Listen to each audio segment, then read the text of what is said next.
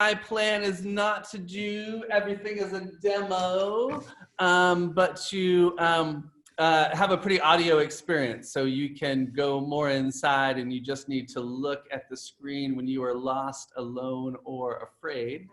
Not necessarily in that order. Let's start since folks are, hey Joe, good to see you, man, holy cow. As folks are still coming in, why don't we just start with a little bit of calf love, because I know the last couple weeks knees was on the agenda, which we will be circling back to and doing some good stuff for. But let's just start sitting on our bums. And we'll just do the old soleus, good old soleus stretch. Remember this one, a little bit of body work actually. Take your thumbs just behind the knee of your choice. And as you go on that calf muscle, your calf muscle, just start working down the center of the calf with the idea of, it's a fancy word, bifurcating your gastrocnemius. So we're finding that bigger, thicker calf muscle, and just kind of trust yourself. I know a lot of you are familiar with this one. You'll work right down to the structure formerly known as Achilles tendon. Calcaneus cord now in fancier anatomy circles. And so we're just going back and forth. We're gonna then, once that groove becomes a little more apparent, because it's a two-headed muscle, and we're just kind of opening it up, which is good for the muscle itself. But also we have a little deeper intention here, which is to get to the muscle that's really hard to stretch underneath, press in, take advantage of that groove, and press into the bone. You'll know you're on it, you'll feel your eyebrows go up a little bit. Think of my spiel about working with. So find the place where your breath can be smooth, and we're just gonna keep that pressure, and then you're just gonna lift and drop your foot, so you're engaging the muscle. You're holding the muscle in contraction while you take it through the range of motion. Once again, watch out for too much sensation here. And then you might find it useful just to slide up and down and find some juicy bits.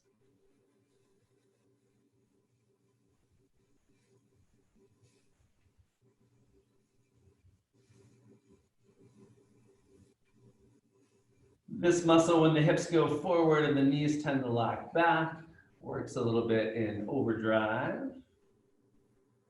Let's just work that. Let's stay on this same side and just give a quick little detour down into the foot. I'm just going to come from up top, and I can use my thumbs on the big medial arch. But we really are going to do the quick version, so feel free to take any detours you know your foot would appreciate. I'm going to take us right up to ball of the big toe, grab the ball of the big toe, ball of the little toe, and give them a pull. Opening up the transverse arch. You might find it useful to, you don't need to lift up your foot, to press into the ball of the foot to really create that shape of the transverse arch, the arch that goes from your big toe to your little toe. Just a good spot to give some attention to.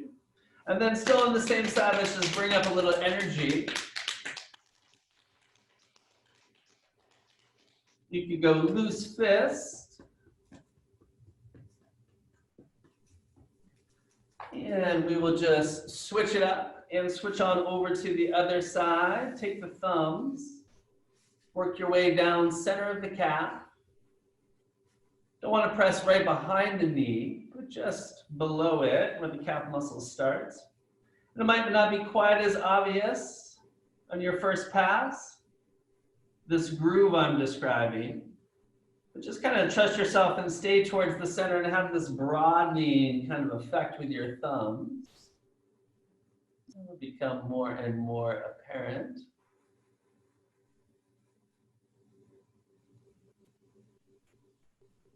Me and the girls have been working a lot in the garden, setting up the beds and making some new ones. And it's such a crazy time. I mean, obviously, this is such a thing to have me going through. But boy, what an interesting thing for it to be happening during the growth of spring, right? With all of this life just opening up all around us. Press in. Once you've got that groove, once you've got your gastrocnemius a little bit out of the way, press in towards the bone and flex the foot a bit. Of course, it's particularly nice this time of year for the yogis, this time of growth as winter makes this transition and wakes up into the time of renewal of spring. You want to align with that energy a bit. And so we're just doing the same thing. We're pressing in towards the bone, flexing the foot. And then you might want to slide up or down. You might have a real juicy spot.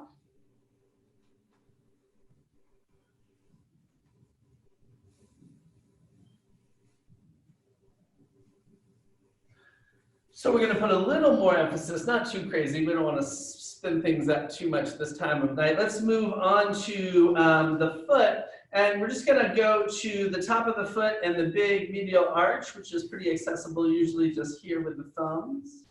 If thumbs don't work, fists or knuckles, grab a random article off your floor. But it is a good time to start to stoke the Agni, the digestive energy a little bit, which Penny Diamante, who I'm hoping is going to do a class on this very platform, would say it's a really good time to serve the Agni not only for digestive health and all of those other good bits, but also how we digest challenging situations. So on every level, this fire that we're blessed with is key. From here, we worked that a little bit, and then remember we just bumped to the ball of the big toe, the ball of the little toe, give it a really strong pull, create some space across the ball of the foot, and then you might even want to use your thumbs to create this action. Add some wiggles. Let's just bring up a little energy in these hard-working feet.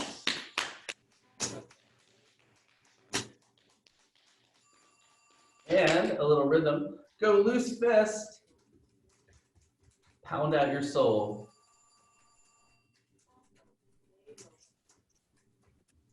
Soul pounding on the internet. It's still a spiritual practice. I couldn't help it, I'm sorry. Let that go, yogis. Feet flat, so still in the same spot. Wiggle your feet a little bit wider. Hey, Joe. Lift up and spread your toes. Lift up through your low back. So just the best you can, get off of that very human tendency for everything to get pulled under. Roll up on your sits bones. Feet a little bit wider than hips. And then, you know where we're heading. Just taking your feet side to side. Let the feet be, the knees rather. Let the feet be like energetic socks that's keeping a little bit of energy all the way up into hips.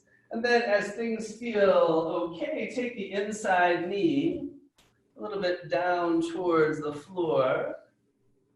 We're not going to do the full wacky pose. We're just going to do the top part. So the next time you drop over to the, I'm going to mirror you still. Next time you drop over to the left, you're going to drop all the way over. And then remember, this is where it's going to get a little bit more specific in terms of action. You're going to bring your foot and knee together. You're going to walk your hands around behind you. Your left thigh is down and your right bum is up. If it works, come up on your fingertips. Lift up through your heart, reach up through your crown like you're trying to pull your rug apart. Press your elbows wide. And then as you exhale from your heart, from your spine, twist a little bit more to the left. Slide your skull back like you're drinking something yummy. Turn your head a little more to the left. Remember the strength in your legs. Knee is pressing into foot and vice versa. Next, exhale, connect a subtle action of your tailbone pressing into knee, into foot. Just find that line of energy. Feel how it's lifting you up through belly. Get taller with that action. Walk it up and back around, yogis. So you're just going to roll all the way back. Feel free to windshield wiper or two. Super active feet If you feel ready, head on over to the second side. Take a moment. The more you set up the foundation here, the more we'll get out of the twist, the more action we'll have in spine. Foot and knee are pressing together. Right thigh is leaning down. The left bum is up. You're going to walk yourself around. Keep hands relatively close. Fingertips is nice. It'll give you a little more space and length, a little more feedback into shoulders. But see what works. Shrug your shoulders. Broaden them out. Press out across the elbows. Turn your head back to the right a little bit, so as you slide your head back, there's this nice sense of being connected to your upper back and heart. Connect your head and heart. Big breath into that connection, and from that center of that connection, turn to the right. The more you twist, the more foot and knee are pressing together. Bring it all together from tailbone. If all systems are go, stay here. Feel your breath moving through your whole experience and feel your vision being an extension of this twist. Really nice, guys. Looking good, Joe. Nice to have you in class again, sir. From here, walk on back. Let's maneuver ourselves around and just slide onto your back. You won't need anything.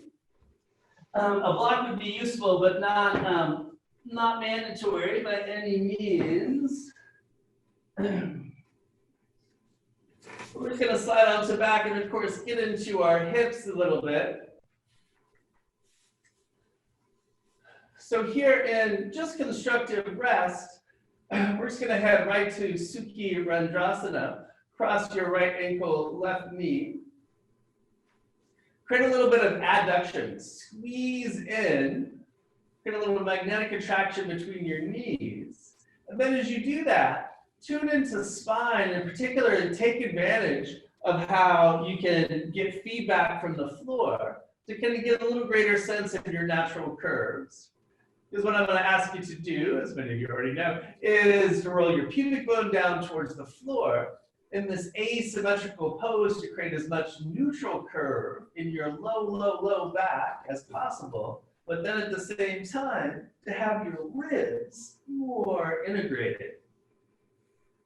Those are complementary opposite actions, right? It's easy to go one or the other. Where can we have both, which will allow us to turn this into a little bit more of a core strengthener. So from here, yogis, you're hugging in, inner thighs are toned, ribs are smooth, little lower curve. Lift your, let's see, left foot away from the mat. So on the hip front, for the access into the right hip, the trick is going to be less about the knees cranking in and more about that lower lumbar curve action. Pubic bones, sits bones rolling down. Find that. You can also work your right knee away from you a little bit. Keep all of that. Everybody keep your inner thighs working. Remember, you can use your hands for more support. Folks who are feeling pretty good here, press your elbows down, pull the ribs in, and just make it more interesting by stretching up and back. You can stay up if you want, or come back, or just prop a little bit. Other versions of that would be palms down, ribs in. Exhale, come on down. Uncross your legs. Take a breath into your hips. Switch it up, second side. Spread the toes of your left foot. Stay in the spine a little bit first, because you'll notice on the left side of your hips, everything's kind of wanting to be flat because of the external rotation. So if you actually keep the left knee in for a moment and then kind of tune into pelvis, so you can get your both sits bones down towards the floor, but you'll notice the left sits bone needs to go more. And then once you got that, left knee can go back out, squeeze in. Check in with, press your elbows down, check in with this complementary dance of opposites. This is a more challenging one. Remember, if you're taking less challenge in the low back, you can absolutely prop up the shoulders. You can create the same effect with a little bit of propping. Squeeze in, the rib integration effect. Squeeze in, right foot comes away from the mat. Stay in the low body first, because it's just really easy to lose all this lower body stuff. Pubic bone rolls down, sits bone rolls down. Plenty going on here. Find your breath. But some of us might want to make it a little more interesting. Find that little bit of crunch action, maybe even work it as a bit of a crunch. Other versions. Still hugging in, left knee is going away. You're getting out of here at any point. Other modifications, once again, of course, holding the knee would be on the other end of the spectrum. Listen to body before me. We are students of body and breath. Exhale is bringing you down. Uncross your legs. Shake it out in any way that shaking is required. Take a nice low, full breath into belly. If you've got a block or something that will work like a block, we're heading towards bridge pose in the aforementioned shoulder direction we're going. Block is going between inner thighs. You do not need a block. I like the block because it's a really nice tangible reminder to engage our unsung core muscles, our adductors, which I harp about in all of my classes, but this one more so. Squeeze the block or something like the block or the imaginary block. Spread the toes a bit. Feel the squeeze between your inner thighs is also reflected between your heels. Feel that's a lot of work, and there's probably more tension coming elsewhere. Lengthen through the side body. Palms turn up. Press the center of the back of the skull down. Head to just good old Setu Bandhasana. Inhale, lift the heart. We want the glutes to work here, but what can happen is they can overdo it. So watch out for this squeeze in the glutes and kind of missing the point of or making the point of the pose, pushing the pelvis up. And kind of notice that spot where you kind of hit your end of range of motion and pause before you go further. And then press your heels down, push your mat away from you. Allow that to lift up your heart more. So your heart's lifting up as high as the pelvis and your throat's opening up. Turn your palms more. Even roll towards the thumb side of the hand if available. Next exhale, come on down, let your groins get more hollow. Take a nice breath in the belly.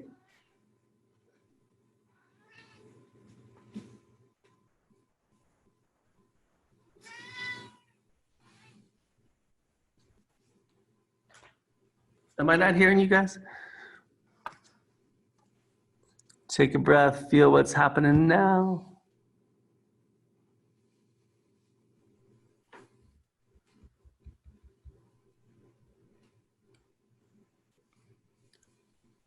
No, everybody looks great.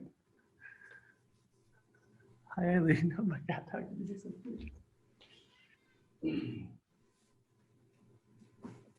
All right, yogis.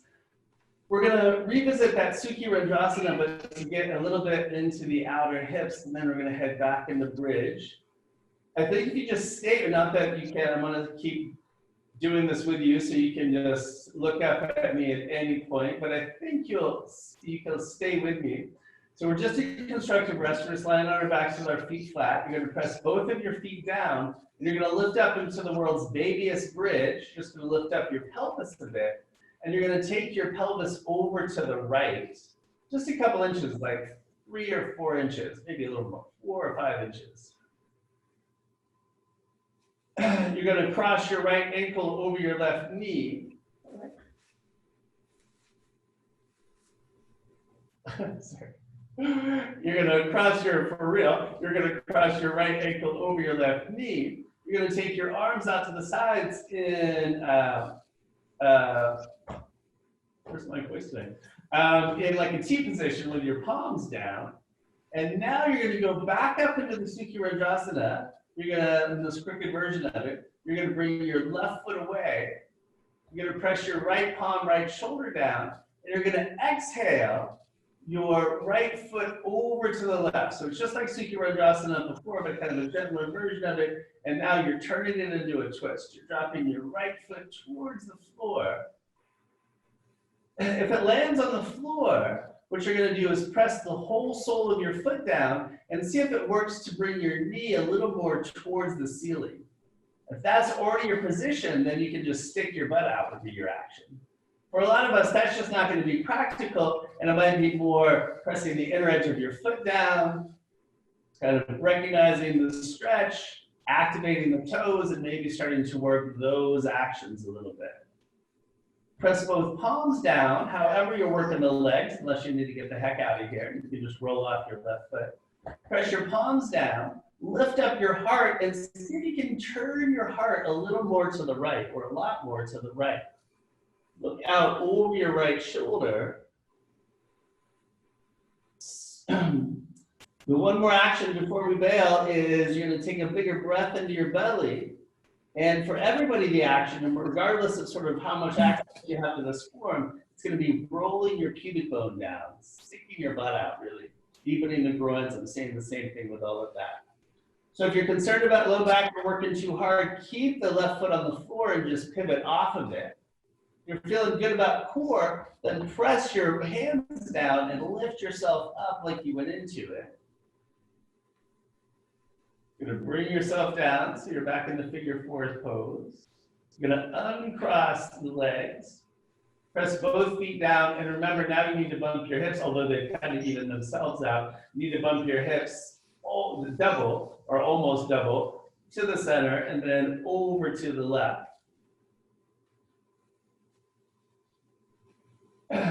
Left ankle, right knee. Palms are still out to the sides. Squeezing in. We're lifting up. All that stuff we worked in the pose before, we can plug in the best you can. Keep a little bit of adduction, keep a little magnetic contraction between your knees, and exhale. Foot is moving over, you're twisting over to the right. If your foot is down, this is my tighter hip. If your foot is down, then press it down. Take the knee away from you, roll the pubic bone down. If you're not quite there, it's fine. You can put, I should have said, you could have something underneath your foot. You can get that inner edge. You can back off to the point where you're finding the hip stretch. And then once you find your breath there a little bit, everybody press the palms down.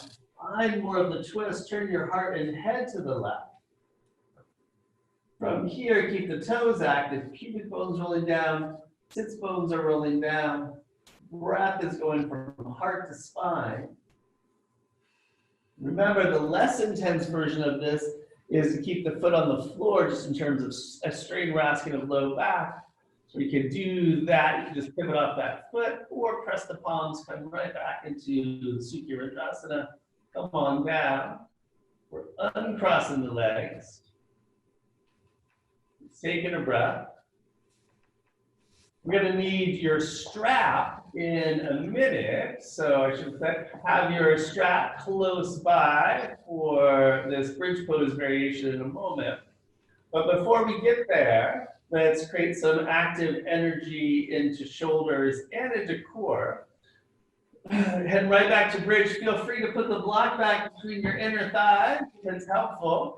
If it's a distraction, don't use it, but keep the magnetic attraction between inner thighs and soles of your feet. Inhale is just bringing us right back up to bridge pose.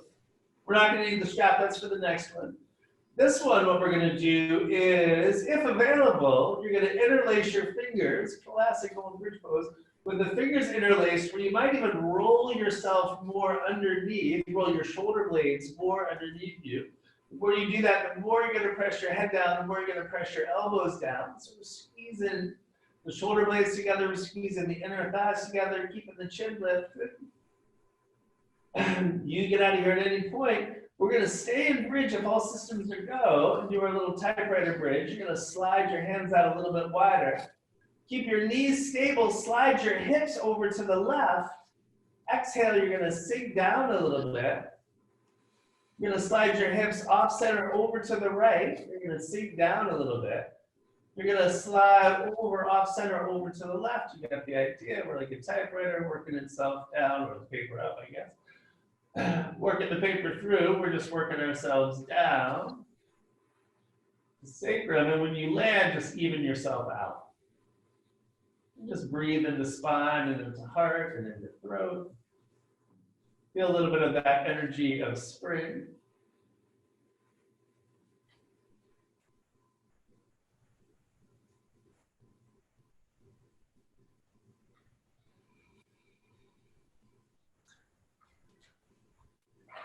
You guys stay there. The next one is another one a lot of you guys will recognize. Is we're going to still be in bridge pose, but we're going to use the strap. And the way we're going to use the strap is kind of specific. You're going to use the strap or tie or whatever you're using just underneath you. And there's no kind of right place for the strap to be, because it's just determined by your arm trunk ratio. So some of us it'll be below the butt, some of us will be like, your butt will be on it. It doesn't matter. The more important thing is that your arms are straight, your hands are relatively close to you, so they don't have to be totally tight. That will ask a little bit more. But your arms are straight and the strap is relatively tight. So there's just enough room for you to be between the strap and your palms are turned up. Set that up, and we're just taken back into bridge pose. Squeeze into the midline. Pull your strap taut, press your elbows down, lift yourself up, roll your shoulder blades underneath, squeeze in a bit. And now you're going to pull the strap, like you're trying to pull it in two, and see if it makes sense to use that dynamic tension to broaden out at your elbows. So pull the strap apart, but you do that to help your elbows isometrically pull apart. Then what I'm hoping you feel there is just a broadening across your collarbones. And the invitation here is just to breathe right up into your lateral chest. Yeah, so we did that real compressive where we squeezed the shoulder blades together. This was kind of the opposite plane, or the diagonal plane of widening out.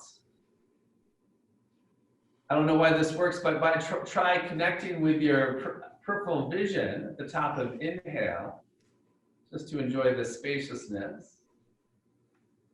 All systems are go. Give yourself another breath or two here. Remember, inner thighs are toned. Get out of here at any point. Remember, you can just check in with any of that unnecessary fire that shows up, maybe as your tongue pressing into the roof of your mouth or furrowing your brow. As you guys exhale is going to bring you all the way down. Feel your groins get more hollow.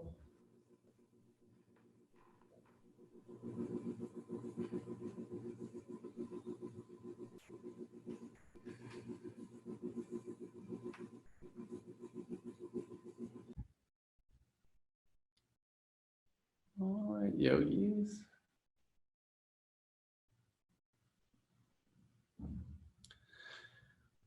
We are just going to turn ourselves around onto, well, we're going to end up on our bellies in a moment, but let's just take a quick little detour to all fours. So you can draw your knees up, roll to a side, just maneuver yourself around.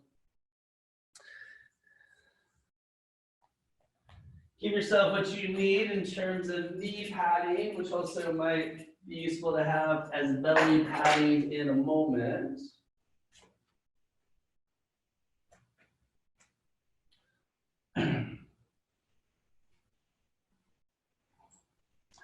My regular folks will hear me talk about the Agni a lot. In fact, almost all of my classes, I'll do some version or something that helps us stoke the Agni a little bit. We focus in healthy back, we focus a little bit more on the movements of the spine. Of course, no part of us operates independently.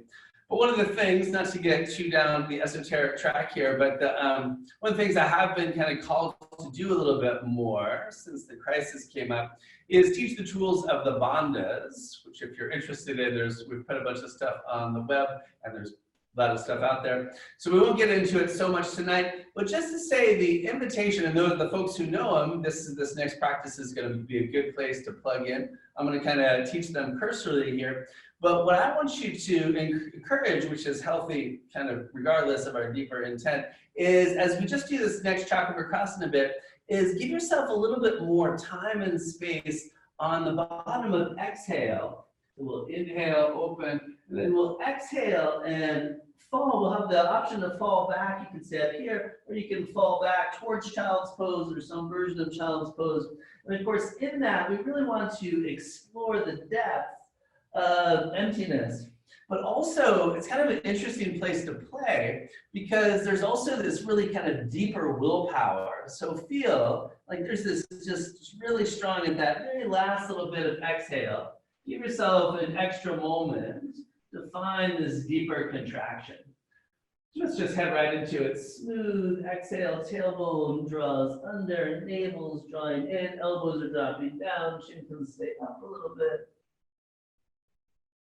Inhale just floats you back up, and it's kind of cool. You guys often hear me say some version of after that strong exhale, just let the inhale fill you, and just feel it as the gift that it is that's even more true as we are able to find the sweetness in this more powerful exhale. So feel yourself emptying out of it.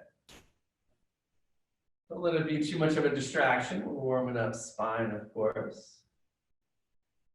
But these bandhas start to access some tools that really didn't get developed in any other tradition that I know of anyway, that really give us some very unique access to our respiratory tissues and strengthening the immune system, and I would say even more. If you're comfortable with this, and I won't get too off track here with this, but as we just play with this a little bit, the folks who are familiar could add the Jaladhara Bandha and the Mula Bandha. And the folks who kind of want to get, if you're comfortable with this first piece, then the next suggestion I would say is just bring up what I would describe as a little bit of tone on your pelvic floor.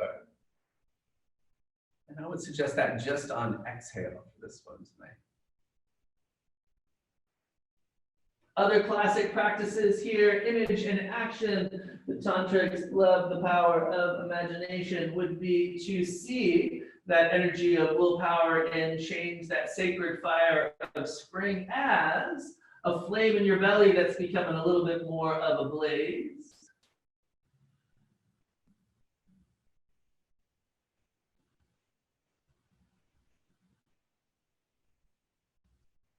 Really super tapping into the full range of breath tonight. Knowing that spine, of course, is just inherently wrapped up in that. Maybe one or two more yogis.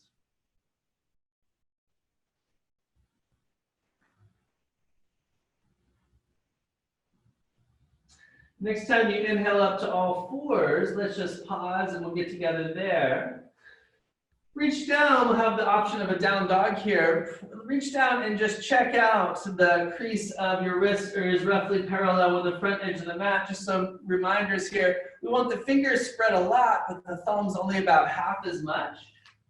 Press down into knuckles of the palms, look up, soften the space between your shoulder blades. Lift your tail a little bit extra because it's so easy to lose that in down dog, and keep that tail lifting action. So instead of jumping right into hamstrings, we're going to keep the knees a little bit juicy. We're going to squeeze in and really lift the sits bones up. So remember, imagine your block is between your inner thighs. You're squeezing that and keeping the knees bent. So we're differentiating the action of straightening the legs as opposed to tilting or lifting up the sits bones. But see if you can combine the energy. Squeeze the legs. Use the power of the legs to lift up sits bones. And then from there, full stretch. Exhale down into child's pose. If you wanted to work a little bit harder, slide forward into a plank, pull your ribs in.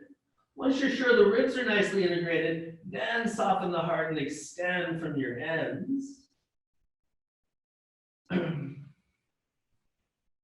Planks can come on down, and let's all just pause in a child's pose or similar repose. Feel a little bit of that vital energy at your core. You can see in all these buds and leaves opening up around us. Slide yourself onto your belly, please. We're going to head back up into shoulders here, which can get a little quirky. The thing to remind ourselves here is we really want to be extra sensitive, especially the folks who are dealing with more therapeutic stuff, on the low back support. So where we're heading is some locust stuff. We're going to lift up the legs. We're going to lift up the upper body. We're going to have some harder variations available. some of us might already know, and especially those of us who have a tendency to have a little bit of extra lumbar curve and or are really professional rib poppers, what you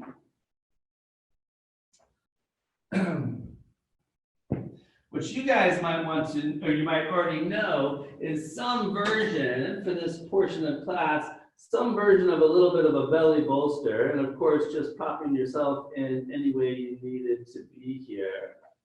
So listen to low back, and if you're less familiar with these, be a little conservative, because these are really good muscles to get stronger, but they will talk to us the next day.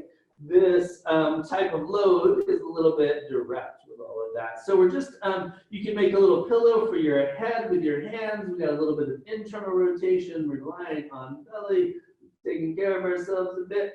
From here, inhale, press your left foot down from your ribs, from your tailbone. Press your left knee, left foot down into the mat, and lift your right leg up. From there, reach, feel that energy of pressing into the right leg and pull the ribs in to reach through your right toes. Easy for me to say. We've got this unmistakable quality of engagement. We're stretching and strengthening the stuff in the back of your right leg, in the front of your left leg, opening up your right psoas a little bit, lengthen down. Take a breath. Good. Windshield wipe, ending point. Press your right foot down. Spread the toes, connect it all the way up into the ribs. From there, lift your left leg up. Keep pressing down and reaching through. So this idea of staying connected to the ribs the whole time.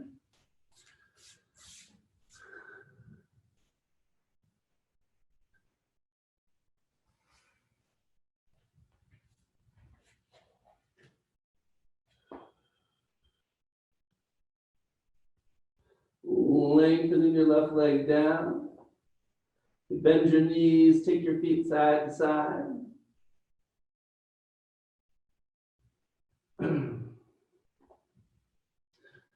All right. So we're on our belly, and it's a little bit awkward, but have whichever is less awkward. The forehead has a few better anatomical reasons to be there, but either have your chin or your forehead on the floor for a moment.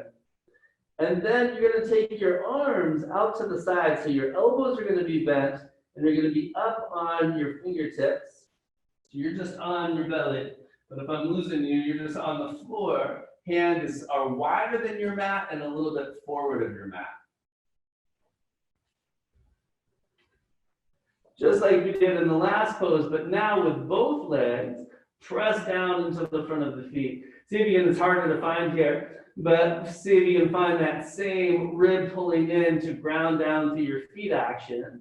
And then even though you got your hands in this wacky position, a lot of you will remember this one from class, the muscles of the back are going to lift you up into cobra pose. Muscles of the back are going to lift you up into cobra pose. And then your fingertips are going to grip into the mat or floor and pull you forward, draw your elbows back. So we're anchoring down through the legs, muscles of the back are lifting us up. We're pulling our hearts towards the front of the room. Head's an extension of the spine. So you're looking at the floor, maybe just a little bit is often the adjustment that is needed. Nice, and so if this is working now, it's like your hands are holding two big stuck shower dials. And you're gonna try to turn these away, but they're stuck. So isometrically turn your hands away from each other. If you're with me, you'll feel the tops of the shoulders broadening out, the bottom tips coming in.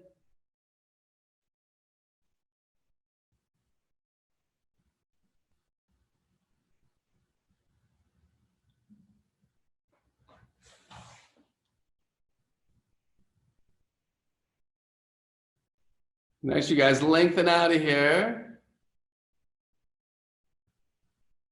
Pause. Remember, we're still friends. Feel that good energy in your back body.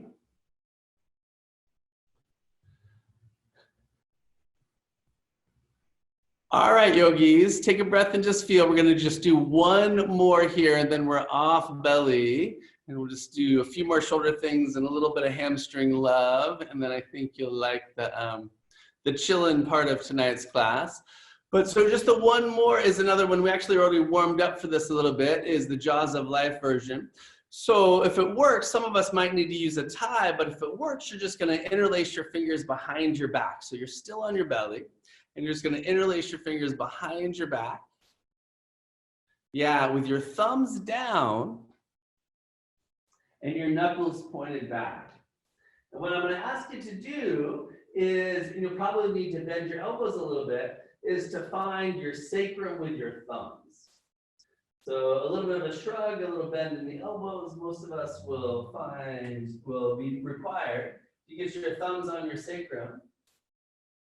And now you're going to use your thumbs on your sacrum, but also just let your head be down once again for a moment. And so you guys are going to press with your thumbs on your sacrum and see if you can connect this whole line of action. This pulling the ribs in, lengthening through tailbone, pressing into knees, pressing into feet. Shrug your shoulders up. And now you're going to pull your elbows towards one another the best you can. You're going to pull the elbows towards one another as you start to bring yourself up into a cobra pose. So you're going to keep the feet pressing down. Don't let the glutes eclipse your ability to anchor through the legs. You're going to start to lift yourself up in a cobra pose, near Lambaya, cobra pose without support. You're going to get the heck out of dodge at any point. If low back is talking to you, then try squeezing into the midline, activate your inner thighs. If that doesn't work, give yourself a break and get out of dodge. All systems are go. You're going to keep your hands, your elbows squeezing towards one another, but you're going to isometrically pull your hands apart. One more bright breath. If you are still in this pose, exhale and lengthen out of here. You're going to turn your head to a side. Your hands are going to do this big kind of flop to the floor. Take a breath.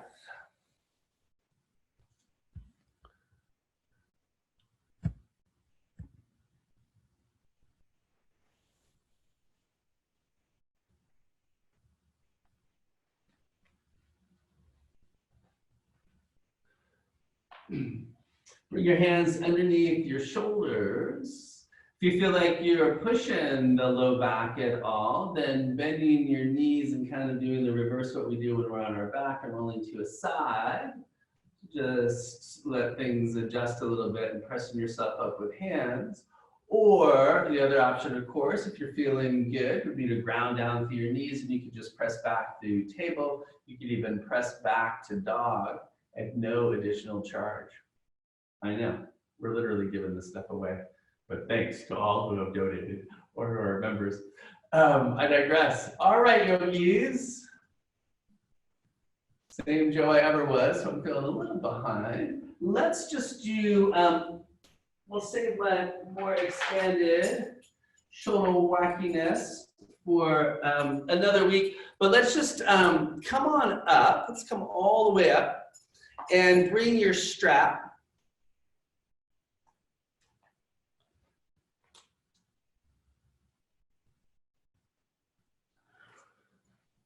All right, I'm on the other page that I'm not on, so hopefully I just have a good sense of where I am. You guys probably know where I'm heading. We're just gonna go a quick little pec stretch, and then we're gonna do kind of a longer dance of doing.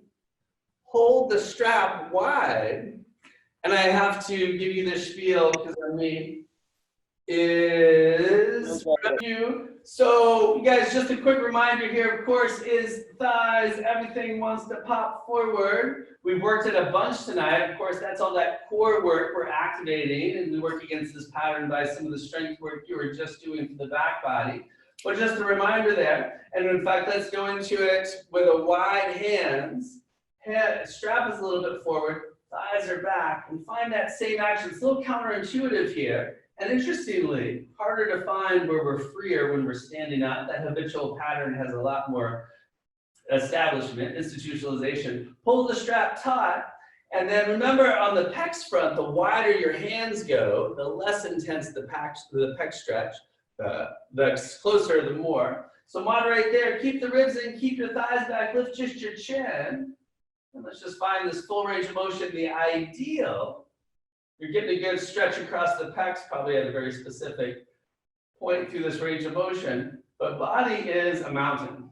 Ribs are integrated. Core is engaged. Enhance that mountain. You guys keep going. Enhance that a mountain effect. I know it's my answer for everything, but by squeezing a little bit more into the midline. Yeah, so activate your inner thighs.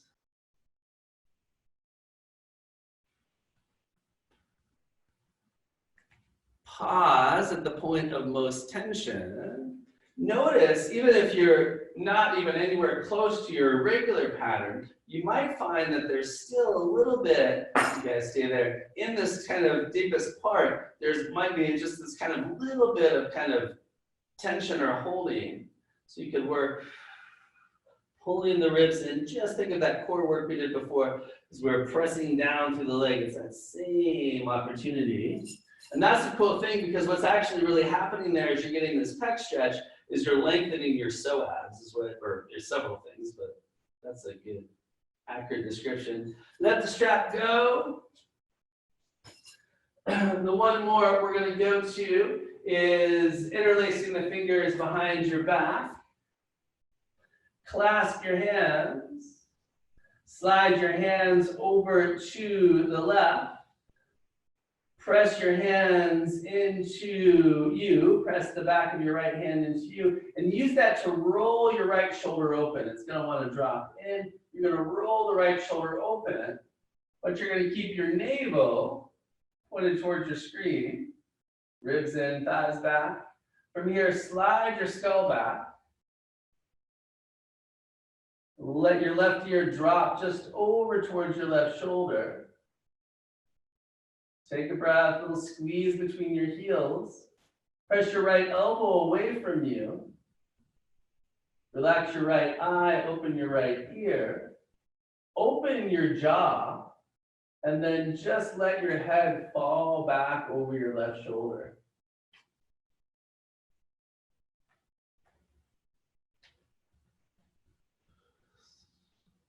Left elbow is pressing away from you, or just breathe in. Hoping we found just kind of this unique stretch in the front of your throat. You might find the last breath here, bringing your teeth together, allow you to get in here a little more. Kind of a wacky one to get to, but just allow your head to come back. Pause. Feel breath and energy on the right side of your throat. Feel breath and energy on the right side of your belly. Please give me a shout if there's troubles. Interlace your fingers, clasp your hands. We're sliding over to the right. Doing our best to stay in Tadasana. You're gonna press into the back of press the back of your hand into you, and use that to create a dynamic to roll your left shoulder more open. Skull slides back. Right there, some of us will be finding some biceps action. More external rotation. The more you can press and roll that out, the more interesting things you'll find there, most likely. From there, I confuse myself, slide your head back, exhale. Right ear is dropping towards right shoulder. And just kind of think two-dimensional here. So it's that line between ear and shoulder. So if you press your left elbow down, or put a little more sensitive energy into your right shoulder, right elbow going to right ear going towards your right shoulder. Breathe into your left hand side. Nice, you guys. Remember this last one. It's just building right where you are now. You're going to open up your jaw, and you're just going to let your head drop back over your right shoulder. And we're just kind of hanging out here a bit. If there's any compression or discomfort in the bones of the neck at all, just come right out.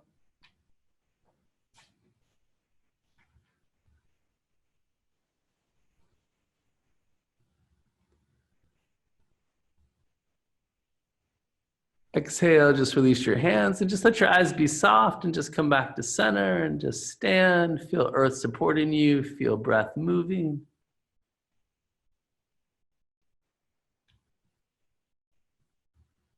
Susan H. Didn't see you. 2-minute little box. I'm grateful for all the boxes. All right, yogis. Well, let's do this. I do want to work just good old soup to pod before we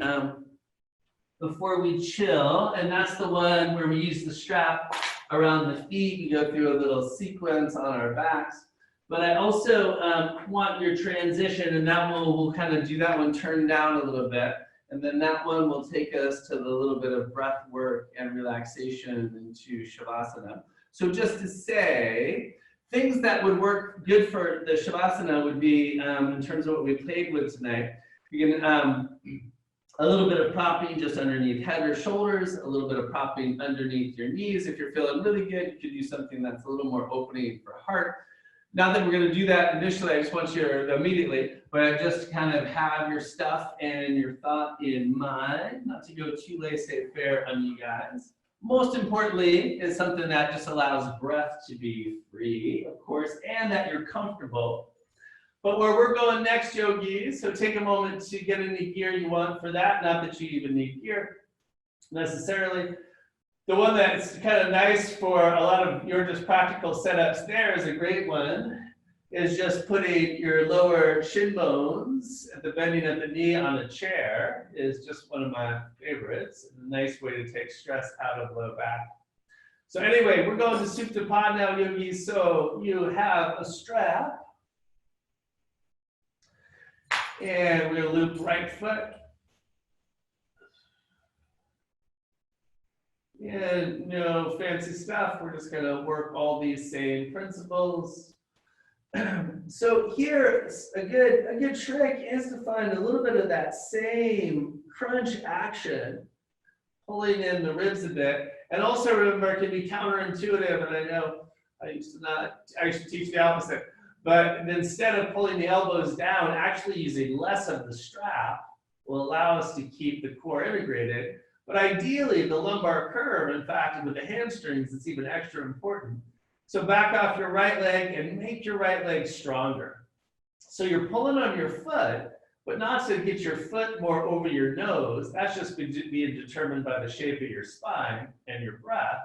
You're pulling on your foot to engage the hamstrings, and then to use the energy of your right leg to roll your pubic bone down towards the floor, to press your left thigh into the floor more, and practice take more of the space out from behind your left thigh.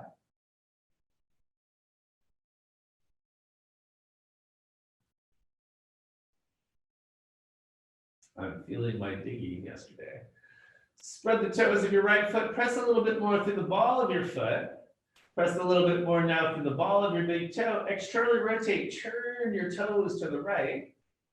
Turn your foot to the right. Of course, that's really happening in your hip. Exhale, taking your leg out to the side.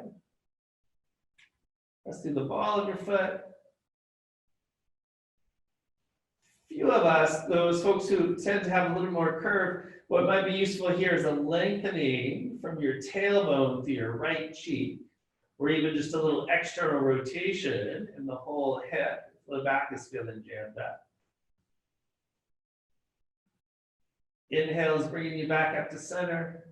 Switching hands, you're just going to take the straps into your left hand, right arm out to the side, palm down, shoulder down. Reach through your heel, exhale, wait for the exhale to move into the twist. Take the leg across the body, palm down. Turn your heart more to the right. Pause before your right shoulder comes up. Reach through your heel to your crown. You feel that that's like the axis for breath. Thanks, you guys. Inhale is rolling you right back out of here. Just because where we are in class, you might want to bend your knee to come out of the pose, just for a little less stirring, a little more receiving.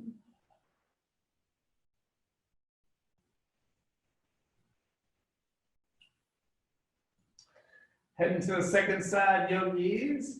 Take the advantage of the kinesthetic awareness that the first side gave you. And any of those things you needed to back off, maybe to find the breath or the lumbar curve, or just a little bit of action in pelvis, find them now. Remember, we're gonna give up the shoulders a bit, even tuck your chin a bit. Keep the length of the ribs, pull on the foot, press your heel away, unmistakable tone in your hamstrings. That will make the stretch more effective and safer. And yet we could easily overdo that with good intentions. So let that tone in your hamstrings, in the midst of this hamstring stretch, be like a steady hug. Roll your pubic bone down, take some of the space out from behind your right thigh. Hyperextenders, watch out for locking the knee out on either leg. So that's a lot of good action, yogis. And so stay in the pose and just see if there's an opportunity to allow your breath to be a little smoother, a little more even. At this point in practice, a little more deference to exhale can be really useful.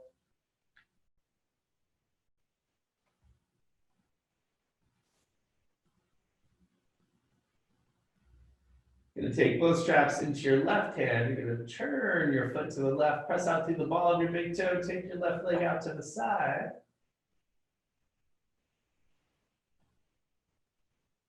Say good evening to your adductors, which we mostly strengthen tonight.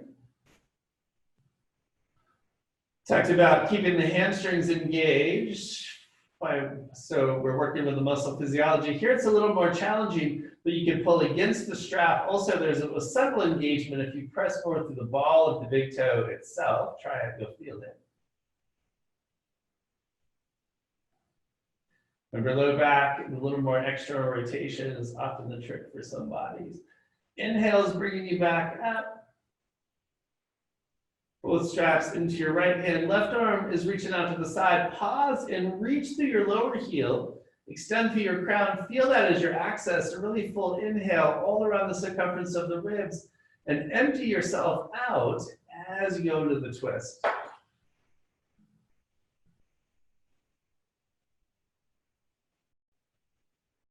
Pause before your left shoulder comes up. Turn your head and heart to the left.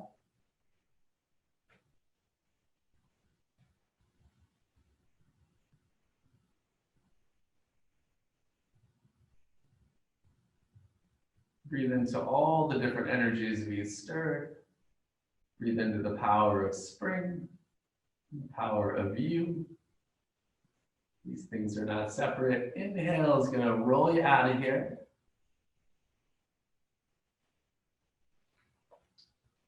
You can bend your knee to come on down.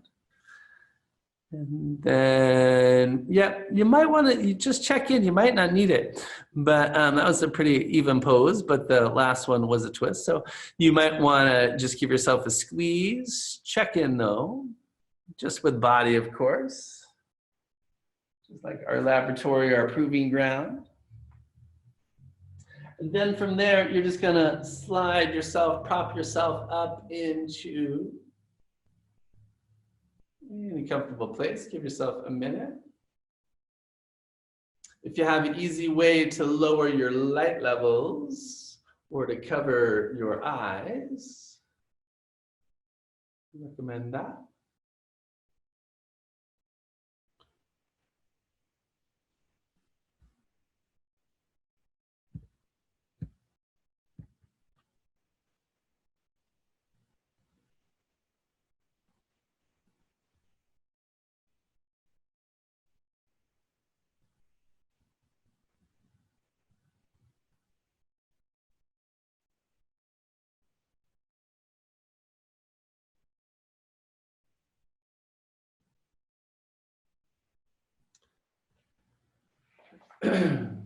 So just take a moment, and if you haven't quite gotten there, just set yourself up as needed. But the folks who have settled, just take a moment just to feel the effects, the fruits of this coming together, this connecting macro and micro. with each other and ourselves.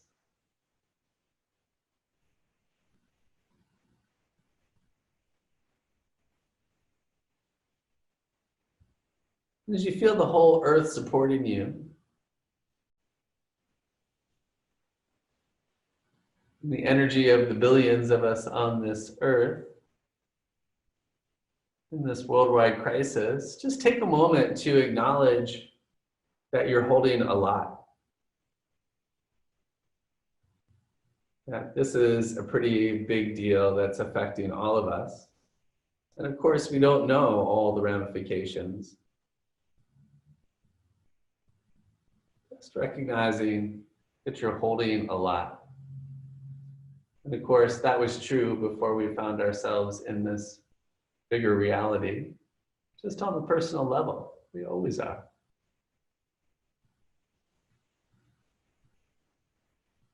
Relax your jaw and your brain. Soften the skin between your eyebrows. Relax your throat and your chest. You're just simply going to direct your inhale down into pelvic floor.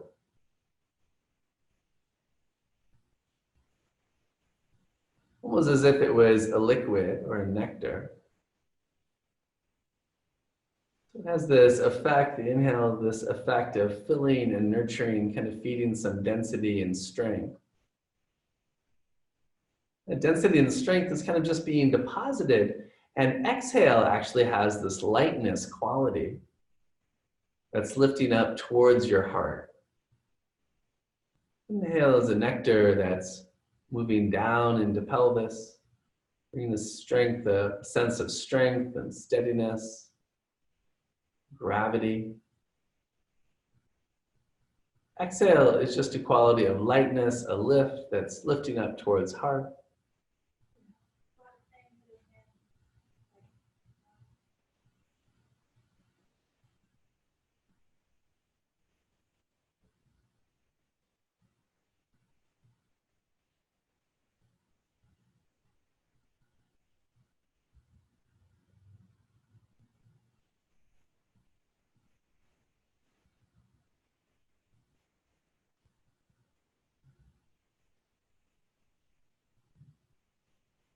Now you're just going to give the inhale a count.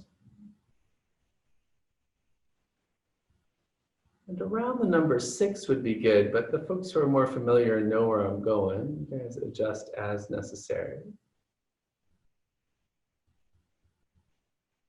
So it's not really, it's about seconds, it's just lining up the length of inhale with this count of 6. The exhale is also going to have a count of 6. And even though we're adding this little bit of mental rigidity with this mind as timekeeper, the bigger feeling, the deeper happening, this nectar-like inhale, feeding strength and stability down into pelvic floor and into pelvis. And exhale, just a sense of lightness and lift, of freedom of heart. And now each of these are just being gently balanced out with mind as timekeeper.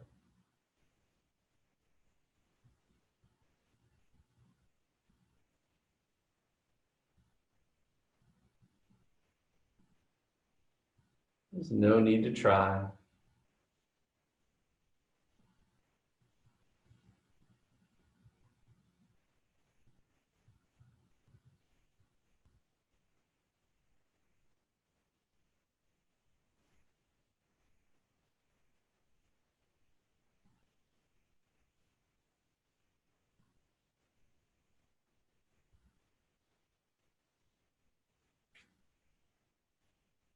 Stay with the count. Let's see if there is a more elegant quality, a refinement to the feeling of the breath. Even the most subtle sense of it being pushed or pulled falls away. So there's this very comfortable, silky smooth feeling in the back of the throat.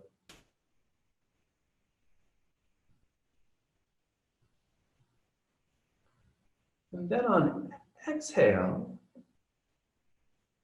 you're gonna just slow the breath down a little bit. And what you'll do is not exhale more, you'll just take a little more time with it by exhaling to a count of 9 instead of 6. Inhale is still 6.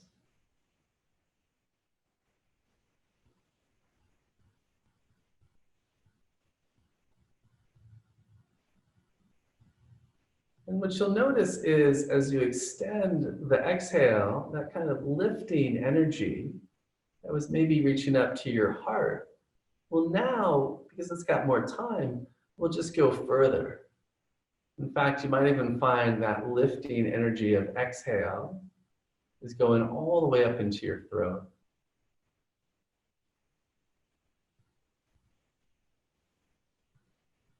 This nurturing nectar is being inhaled down into pelvis and pelvic floor, feeding strength and stability, your own sense of gravity and safety. Exhale is even quieter, and she's just lifting up out of pelvis.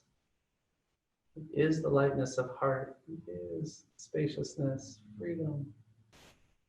Now it's even moving all the way up to throat. Super comfortable, super quiet.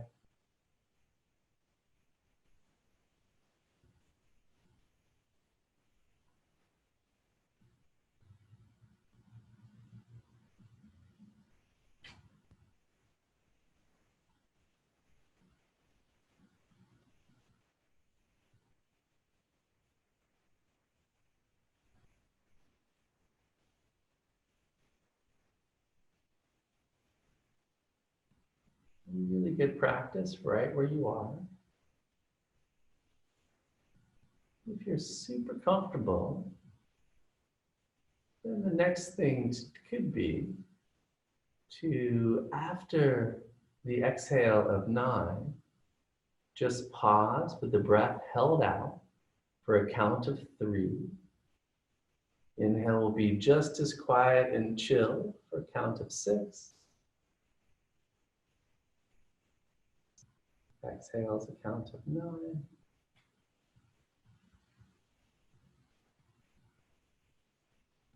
You add the kumbhak, if you add the pause, the most important thing is that it's just effortless. No strain, like the pause between the breaths, between the thoughts.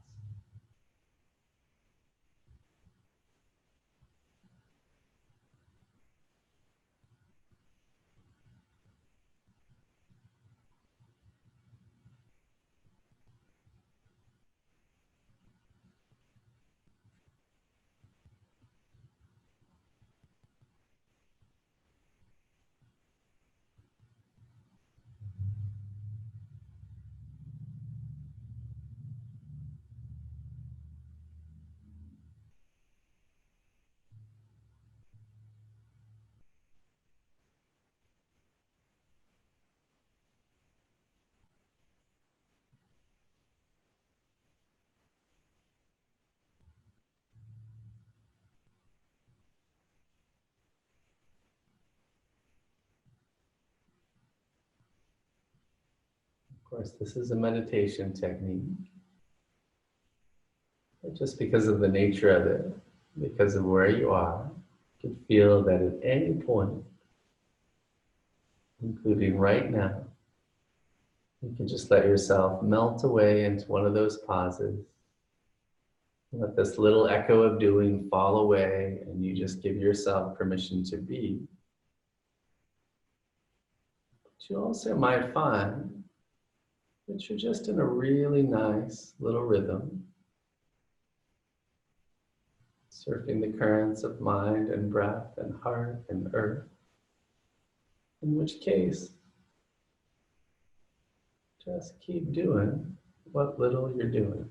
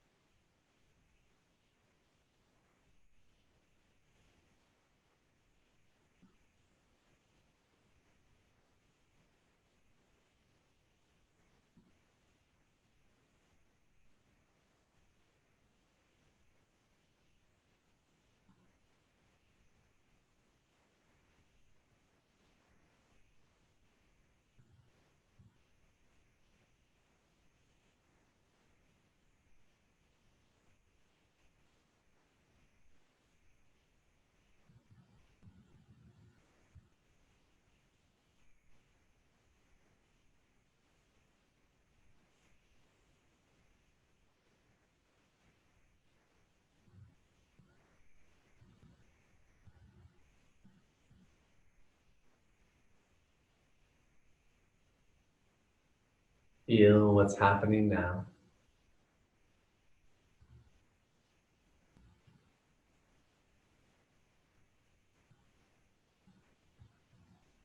Recognize this guya hridayam, this cave of your heart, this field of peace is yours.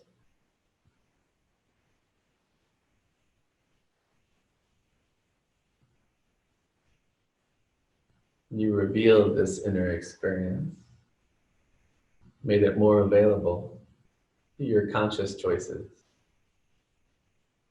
Feel the gift of you.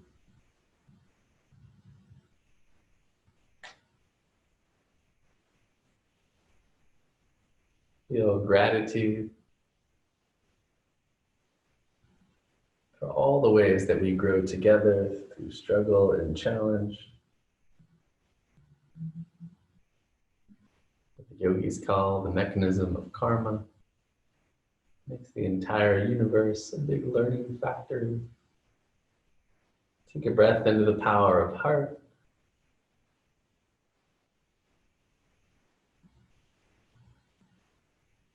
Take a breath into the power of belly. Feel it as a blaze. Take a breath into the strength of earth and pelvis. Stretch out through your fingers and toes. As breath deepens, stretch out a little more. In any way that feels good.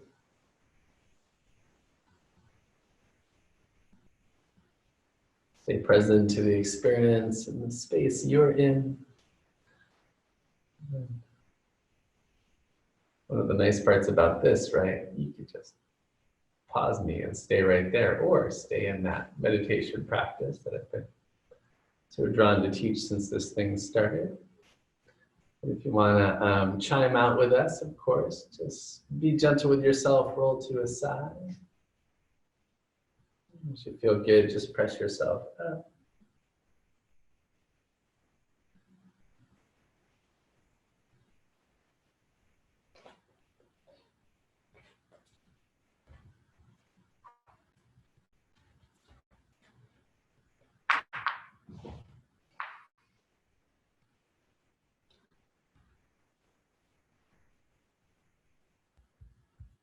Good. Okay.